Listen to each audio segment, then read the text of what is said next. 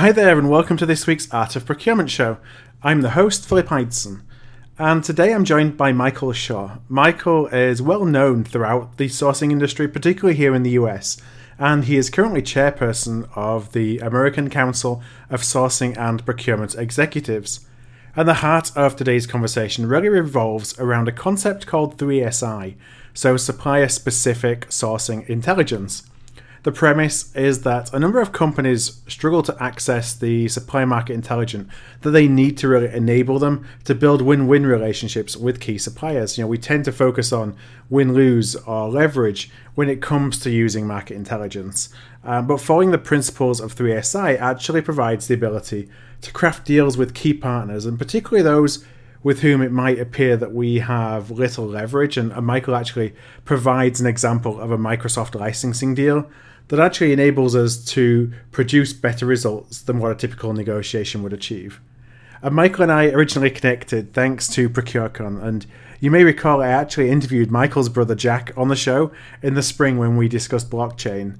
I mentioned this last week, but just as a reminder that the Procurement Direct conference in San Diego actually is taking place in just a few weeks' time. It's August the 14th and the 15th. So to check that out, to thank Procurement for the support of Art of Procurement, I'd love if you just take a look. I'll include a link in the show notes. With all that being said, let's press play on my interview with Michael.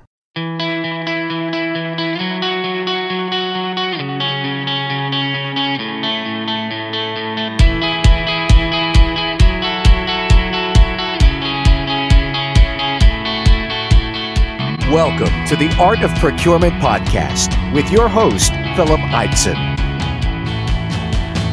Here, thought leaders share the trends, strategies, and tactics that you can use to elevate the role of procurement and your career. Hi, everybody, and welcome to the Art of Procurement today. And Michael, thank you for joining me. Thank you, Philip. Glad to be here with you. No, I'm delighted you're able to join me today. And I want to jump straight into my first question. You have a really deep background in sales, and I think the sales of procurement technology as well. I always think that we can take cues as a profession for people in sales and in marketing as we look to build stronger relationships with our stakeholders, and that those can be both internal, but it can also be external, with other suppliers. So my first question is really something that I like to ask all guests that have a sales background.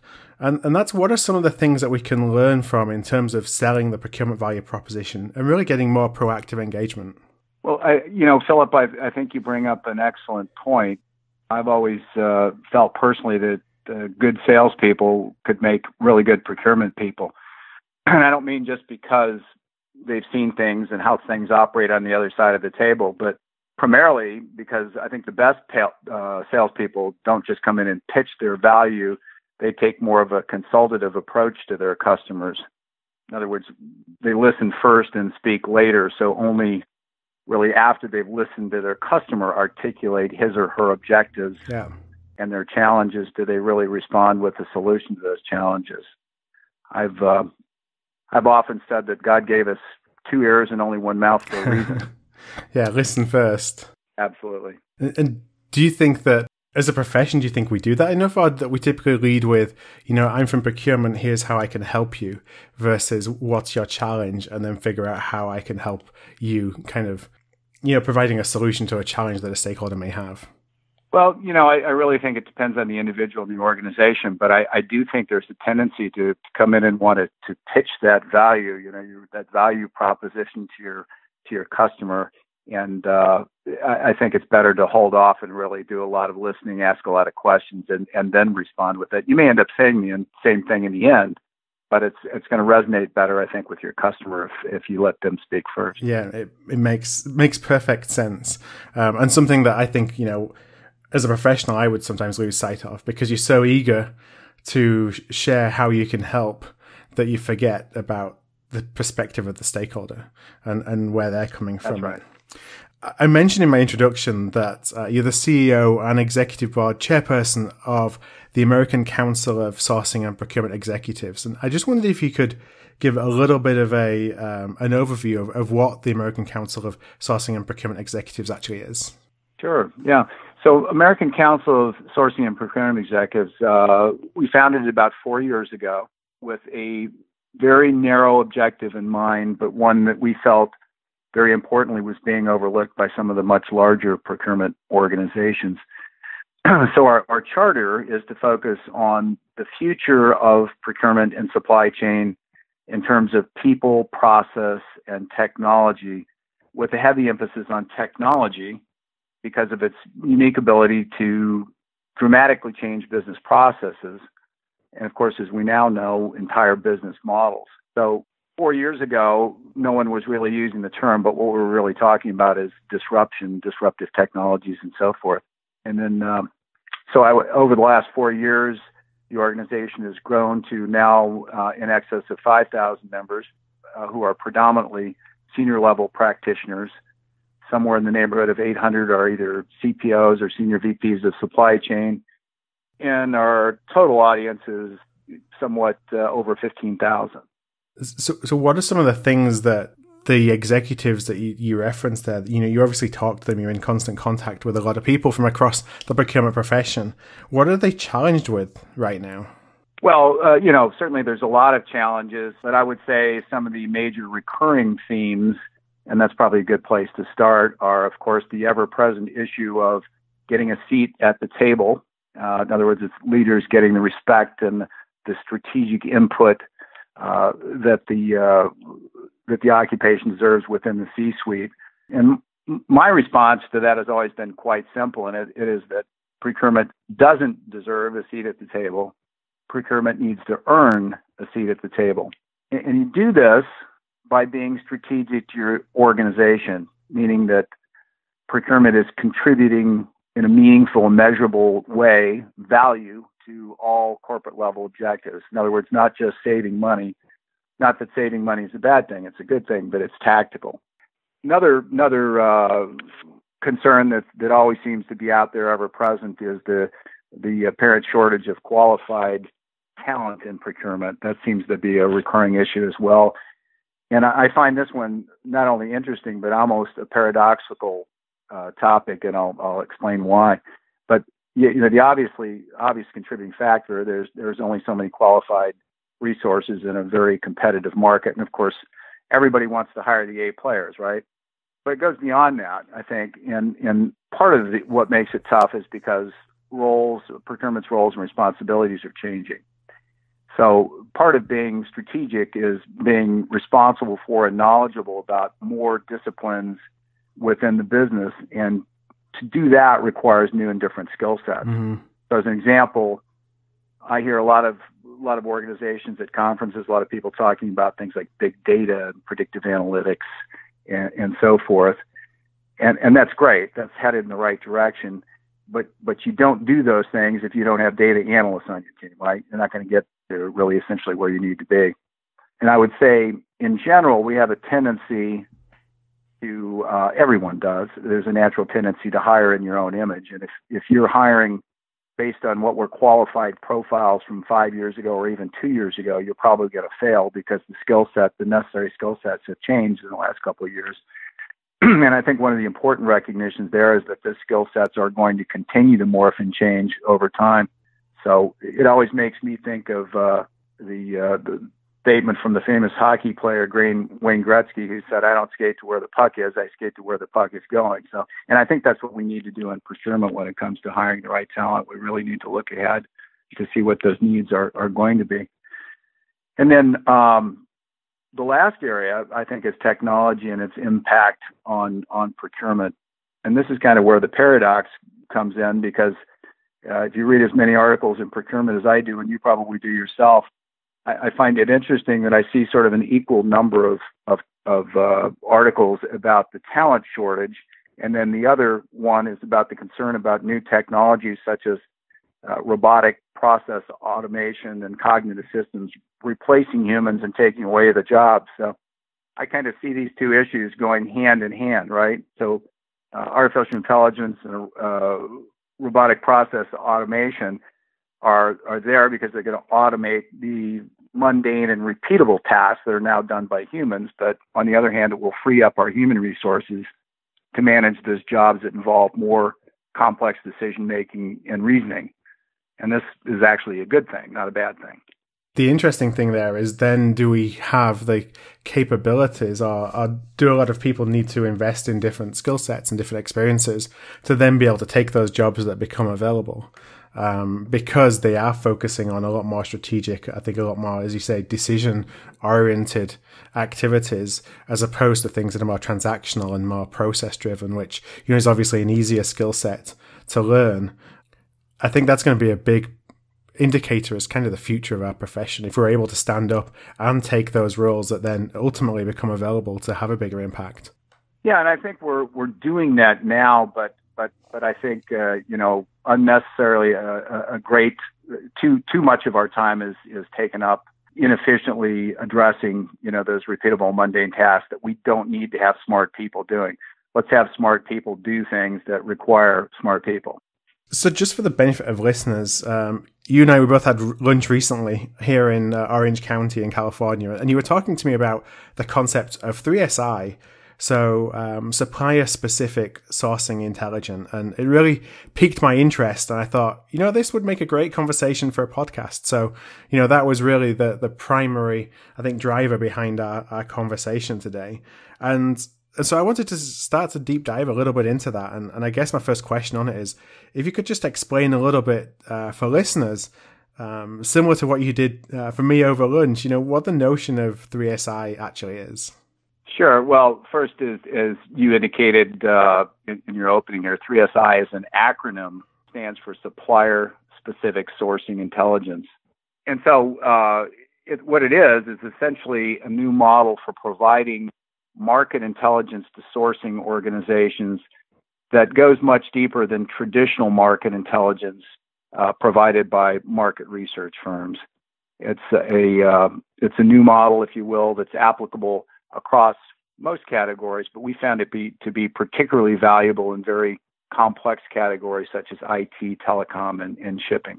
So I wonder if you could just share kind of a little bit more detail into what will go into that kind of intelligence. What kind of market intelligence are you looking for? And I'm guessing just by the nature of the name of it, it's something that comes from the supply side. But what is the kind of information that you're trying to bring out, I guess? Sure. So what it really is intended to do is help organizations answer the question, how do I know when I've got the best deal? That I've negotiated something that is really bringing the best possible value to my organization. And I know that sounds simple, but it's a really complex issue. There are a lot of variables in every deal that we do and a lot of objectives that need to be met optimally to determine these things. So when you get into complex categories like IT, let's use software as an example, it becomes exponentially more difficult. Number one, because there's so many suppliers that we have to deal with, and then each supplier uses different terminology. They have different definitions for everything. And so what we found is even the largest organizations struggle with these issues. You can't know everything you need to know internally. So clearly there's a need for some type of third-party intelligence.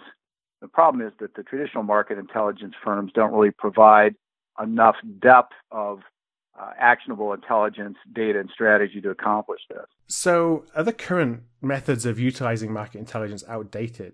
I think we tend to focus on understanding input costs or ascertaining the notion of what a market price may be.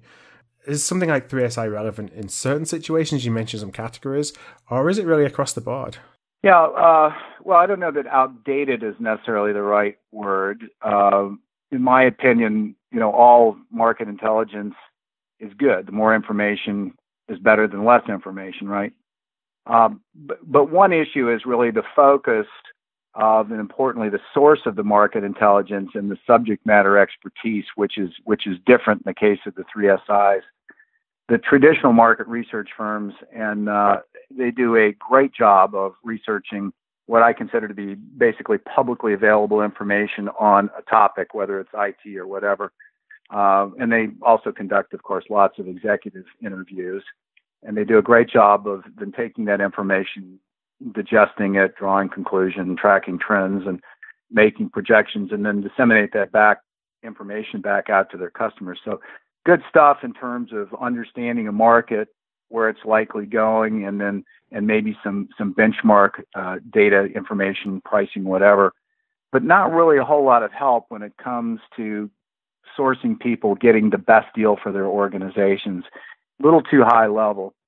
And again, all of this research and insight comes, in the case of the traditional market research firms, from the buyer side of the table. So in contrast, the 3SI subject matter expertise, data and so forth, comes from the seller side of the table, essentially from the suppliers themselves. So how does that happen, right? Right. What the 3SI firms do is they target and hire individuals from very specific roles at the suppliers themselves. Ideally, these are individuals who've worked in the area, and it has different names at different organizations, but it's usually where business operations and finance comes together. So the titles may vary a little bit from supplier to supplier, but essentially these are the individuals who typically are the people that approve the deals. And they do this because these are the people that understand the margins on these deals for the suppliers, and other issues as well, such as product bundling strategies, if we're talking about software, market penetration strategies, which may be industry specific or geographic, or if it's a large company, it might even be an account specific strategy. But the point is they understand these strategies and what the supplier is trying to get out of it and the acceptable margins. And they also understand the license language itself and the idiosyncrasies of the license language and the seemingly innocuous nuances that, of course, can have a dramatic effect on your costs as a buyer down the road if you don't understand the impact of those nuances. So I guess if I was going to summarize, I'd say these are the individuals that know everything that kind of moves the needle for the supplier and how much it can be moved. So really pretty valuable stuff when you're negotiating. And this is stuff, of course, that you can't know and you can't find simply by research or by conducting sourcing events. You really have to work for these suppliers, and typically in these types of roles to have this level of insight. Yeah, it seems like it's perhaps more leaning towards categories where there's a monopoly or a duopoly, or there's situations where you don't have that much leverage on the face of it from a price perspective, or where there isn't necessarily a well-defined market price. It's really understanding what makes the supplier ticks, and figuring out what their business strategy is, what they're trying to achieve out of a deal, and seeing how you can build a situation which ultimately is win-win, rather than just trying to let the market do and using a leverage situation kind of control the pricing. Yeah, it certainly can be markets where you have a duopoly. So one of the other categories where this is very applicable is in shipping, and in particular in small parcel, where in the U.S. marketplace essentially you have UPS and FedEx, right? You don't have a lot of choices. It's one or the other. It's very effective for that, but it's also effective where you have a lot of choices. For instance, in software and IT, but the issue may not be that we've got lots of other ways to go and lots of vendors that you can hold up, but it may be the fact that you're renewing a contract with a supplier, and the issue is one of incumbency, that software is deeply ensconced in your business processes. And in fact, you had sort of referenced earlier some use cases, and one of the early examples that I saw that kind of opened my eyes to the value of the 3SI model was one such case that I'd be happy to relay if we have time. Yeah, absolutely. Obviously, I'm sure you're not able to name names, but you can give a good idea, because I think that would be great to actually contextualize this a little bit. Yeah, so this is about 4 years ago. I got a call from I'll just say a major regional bank, a senior vice president of supply chain there, had called me, and he asked me if he said, "Look, I don't know if this is something you'd help me with, but he said I'm having a problem with Microsoft." My initial response is, "Okay, who's not, right?" And but he said more specifically, he said, "Look, we spend about $25 million a year with Microsoft, and we've got a renewal coming up. And so in planning for this, we went to Microsoft and we had requested a 1% cost reduction concession." He said not only did they flat out refuse us, but they said our prices were going up by 4%. And the issue, of course, was one, as I said before, was one of incumbency. They'd been using Microsoft for about 15 years, and they knew the bank wasn't going to throw them out. So they were kind of in an impasse.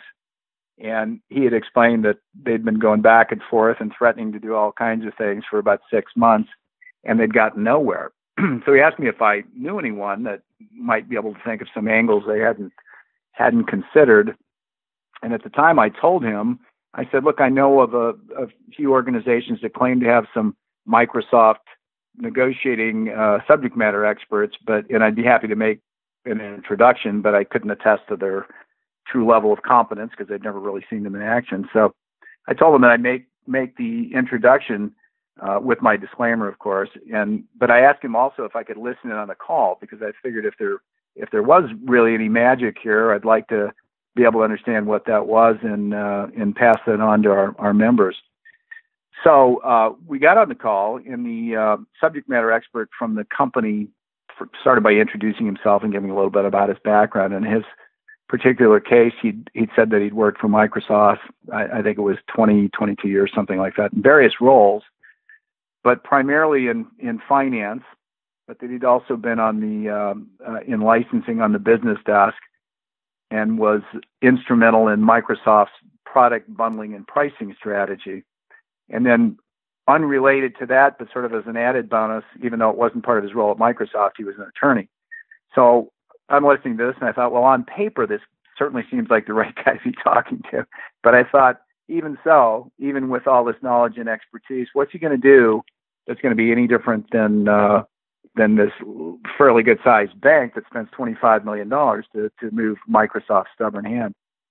So I thought, well, this will be interesting. So after a few of his initial comments, which were fairly intuitive, he said, the first thing I want to do is look at your 15 years worth of agreements and make sure that we've got you appropriately licensed, you're not over under licensed, and your entitlements are correct, and so forth. And then he brought up Microsoft's bundling practice, and he started by saying, look, I know some of this, I'm sure you know, other things maybe you don't know.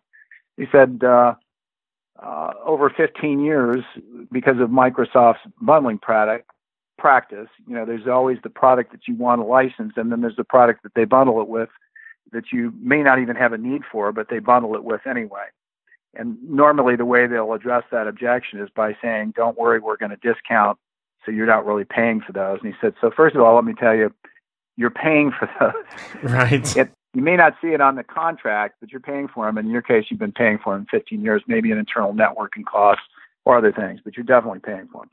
He said, secondly, what you might know, that the reason they bundle these products in is that they have various different reasons. They want to get those other products into your account. It might be for competitive market penetration. It may be because they just acquired a new company and they want to show that they're selling products and it was a good investment. It may be because that second product has more margin. So there are a lot of different reasons that they may want to do in your account. Now, I said, what you may not have thought of is that after 10 or 15 years in your case, a number of these products that were important to them 10 or 15 years ago aren't as important as they were back then. In fact, more often than not, when we look under the covers, we find at least one or two products that have life cycled out. So essentially, the products don't even exist anymore, and you're still paying for them. You. Yeah, and so you might understand that, but what you might not know is what can we do about it, right? Now, on the flip side, what I also know that you probably don't know is I know what products are very strategic to them now to get into their accounts that are in your geography or your industry or an account of your size and so forth. He said, so now that we've determined exactly what licenses you need, here's the strategy that I want to use. He said, what I'm going to do is take this 15 years of contracts in your case, and I'm going to rebundle everything that's in here. And I'm going to place less emphasis on the products, of course, any of those that have life cycled out or that are products that they know they don't care about as much now. And I'm going to place greater emphasis on the products that are very strategic and important to them to get into accounts now. What I'd like you to do then is to take this rebundled set of agreements back to Microsoft and see what they're willing to do. And the customer said at that point, well, what discount should we ask for? And his response was, I don't want to specify a discount because I don't want you to lock yourself in. I just want you to give this to them and see where they'll price it. Now, mind you, it's got everything in it that you need in terms of licenses. So they said, almost unbelievably, Microsoft got back to them in 2 days. Microsoft never gets back to anybody in 2 days, right? They got back to them in 2 days, and they priced it. Remember, they had a $25 million annual commitment. They priced it at $22 million. So they saved the customer $3 million to begin with, all right? And I've told this story, as you can imagine, a few times before, and I usually get to about this point, and someone says, well, what was it exactly that made Microsoft cave? And my answer is, that's the beauty of this 3SI model, is Microsoft didn't cave. Microsoft, in fact, was elated with the deal because they got everything they wanted out of it. They got all their critical strategic products in the account. The $3 million in the big picture of things was a drop in the bucket for Microsoft. And of course, they didn't really care about products that have life cycled out or some of these products that were 10 or 15 years old. Way more important to them strategically to get these new products in there. So here we had a case, in their particular case, a supplier that was strategic to them and an innovation business partner where they didn't want to be in a situation where they got what they wanted, but it cost them a very important relationship. So in this particular case, not only did the buyer get what they wanted, and we're very happy about the deal, but so did the supplier. And to me, that was what turned the light on, because I thought, this is what this model, the 3SI model, of course, we weren't calling it that back then, but this is what's really different about this, because in this particular case, there's no way just through research or through conducting lots and lots of sourcing events, I don't care if you've done it for 50 years, that you're going to get this kind of outcome without these internal insights that you would get from having worked at the company in these specific roles. So it sounds like it's really driven by, the people and people that have that expertise, the experience working in very different roles, not even sales roles within an organization, that help to pull out those insights that you use from that supplier perspective. And so I guess I had a follow-up then of, if you're a procurement leader and you do have a budget for market intelligence or for subject matter expertise such as this, how can they find consultants and partners that have access to these 3SI insights? And, what kind of questions should they ask when they're looking for a consultant or a partner? Well, right now, if they Google 3SI, they're not going to find much, but I think what we're starting to see, because I have conversations with a lot of these folks, is a lot of these firms are starting to adopt the 3SI terminology themselves. And I would expect that certainly after this broadcast and my June keynote on the 3SI topic, we're going to see even a broader adoption of terminology, and the marketplace will become more familiar with the term and the distinction between this model and the traditional market intelligence model. And then on top of that, certainly anyone can contact me. I always welcome contact and further discussion on topics like this. So the second part of your question is, once you've identified or you're in a discussion with one or more potential 3SI partners, some of the questions you could ask, or I would ask if I were in that place, is understanding the depth of the organization's experience, what they have in a particular supplier, not only the depth, but also the breadth of suppliers. So one of the things that we've discovered is that there are around 15 or so firms we've identified in just the IT space alone that utilize this type of model. Some are more limited than others in terms of the numbers of suppliers they can help you with. Some, for instance, might be able to help you with SAP and Oracle, but they can't help you with Microsoft and so forth. Others have models that are much broader, and they're able to cover a larger range of suppliers, and so it's much more scalable for the larger organizations. So that would be one question I would ask, and then I would certainly look at samples of the reports and the data and the strategies that they provide to their customers. And there's going to be some variation there. I think you'll see, some significant differences between the offerings of different organizations. And then finally, what the business model is. Is it a subscription model? Is it project-based? Is it a flat fee or gain share, or maybe a hybrid of a flat fee with a gain share upside or something.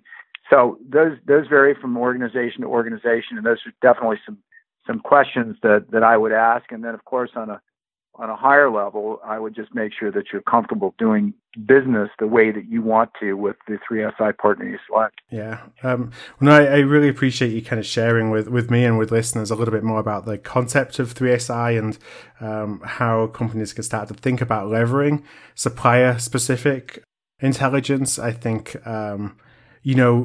we often use intelligence that's out there that you said before. It's kind of driven by executive interviews, by public information, even from sales folks, and they don't necessarily have all the details behind a business strategy or how a deal is constructed. And that additional level of insight just gives you more information to obviously try and negotiate those win-win deals. This is really all about win-win deals. So it totally makes sense. As we wrap up, I have a final question. It's kind of it's talking to your background in technology and also in procurement. It's not 3SI related, but you spent your career, I think, at the intersection of both procurement and technology. You talked a little bit about that earlier, and I mentioned it in the introduction. I'm interested if there's... Yeah, I would say that's accurate. Yeah. Is there a technology that you see, based on your background experience, that is hurtling towards us that you think we should know more about as a profession? And perhaps you could just explain a little bit, if there is one, of why you think that is. Yeah, there is. Actually, there are two that I'm particularly excited about right now, and one of those is blockchain technology. And I know you did an interview a few weeks back on blockchain, but blockchain technology, for a lot of reasons, I believe it's going, and I'm not the only one. There are a lot of industry analysts and technologists and investment folks that feel that blockchain is going to be bigger and more pervasive in our lives than the internet itself, which is a pretty big statement. But I think it's primarily because the blockchain technology, solves a lot of the major issues that we have in conducting business over the internet today. And I won't go into all those reasons right now, but that's one area. Clearly, it's going to change the way in procurement that we buy and pay for things and the way that we manage our supply chains. It also happens that because there's a lot of discussions right now about other important technologies such as Internet of Things and big data and predictive analytics and so forth. And it is, in fact, provides an enabling platform for all these other promising technologies. So we're all excited about the Internet of Things, but on the downside, we also know that it presents a huge security risk, which the blockchain actually addresses a lot of that security risk. So blockchain is one of those technologies. And the other one I would say is probably cognitive systems. And I use this, I like the term cognitive systems over AI, although it arguably is the same thing. But artificial intelligence has been around for some time, and I think the first iterations of it, going back 10, 15 years, essentially didn't deliver on the promise and expectations. And so I think we're better using the cognitive systems things. And frankly, when we're talking about cognitive systems, I think IBM Watson, right? A system that thinks like humans do, only 10,000 times faster, and works 24/7 by 365 and never makes a mistake. So that's all pretty exciting stuff. I was at the HIMSS conference, the Healthcare IT conference in Florida about 6 weeks ago. And one of the keynote speakers there was Jenny Romedy from IBM. And interestingly, she picked out the same two things. She talked about blockchain and cognitive systems. You would have guessed that she talked about cognitive systems. But I thought it was interesting that she uses that term also instead of AI. And I think I prefer to use it for that reason, just because I think there was sort of a false start and expectations going back a number of years. But we're there. You mentioned a couple of times, that folks who are listening can reach out to you with more questions. And I always like to ask and just give you the opportunity at the end of each Art of Procurement discussion, just to share where listeners can find you. What would be the best way of them reaching out to you? Yeah, absolutely. Two ways. First, my email address. All right, if I give that on the air? Yeah. It's mshaw @ and then 3 words, no spaces, thesourcingsource.com. And then my direct line and mobile and text are 830-888-8255. 385-6116. Okay, well, what I'll do is I will include those in the show notes so that nobody had to pull over to the side of the road and scribble those down while you're talking about them. We don't want any accidents. Yeah. No. Those are going to be at artofprocurement.com/3SI. That's artofprocurement.com/3SI. So, Michael, just one more time, thank you very much for joining me. Thank you for having me. Enjoyed it. Thanks. Thank you for listening to another episode of The Art of Procurement. To find an archive of all past episodes, you can go to artofprocurement.com/episodes. And to ensure you never miss another show, go to artofprocurement.com/subscribe.